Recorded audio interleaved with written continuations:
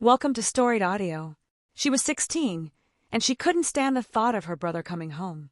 Everyone in town knew he'd been in jail for years. To her, he was nothing but a reminder of everything she wanted to distance herself from. Trouble, whispers, shame.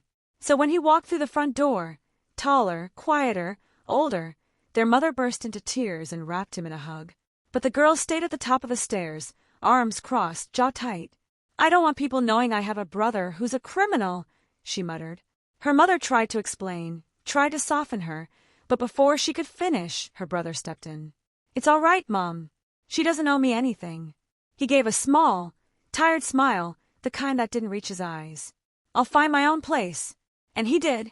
He packed a bag, thanked their mother, and left without another word. The girl didn't watch him go. A year passed. She barely thought about him. Why would she? He'd made his choices. She had school, friends, a life to build. Then one afternoon, while searching for an old notebook in her mother's room, she found a thin folder tucked beneath a stack of bills. Her name was on the first page. Curious, she opened it, and her world stopped. Police reports, statements, a timeline. A man, older, dangerous, had been stalking her, following her home, waiting outside her school. Her brother had confronted him, and the fight that followed was brutal. The report said the man had been planning to abduct her. The detective wrote that her brother's intervention likely prevented a kidnapping. She didn't remember any of it. She'd been too young, too scared, too confused. But he remembered, and he went to jail for it. Her knees buckled. She sank to the floor, clutching the papers as tears blurred the ink. The boy she'd pushed away, the brother she called an embarrassment, had nearly died protecting her. And now he believed she hated him.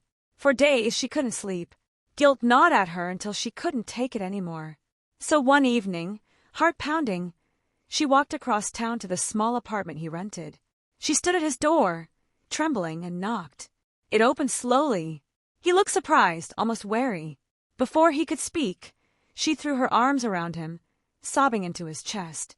"I'm sorry," she choked out. "I didn't know. I didn't remember. I'm so sorry for everything." He hesitated only a moment before his arms wrapped around her, steady and warm. "It's all right," he murmured. "You were just a kid. I never blamed you." She cried harder at that, because he had every reason to blame her, and yet he didn't. That night, something broken between them finally mended. And for the first time in years, they walked back into each other's lives not as strangers, not as shadows of old mistakes, but as family again. Subscribe for more audio stories.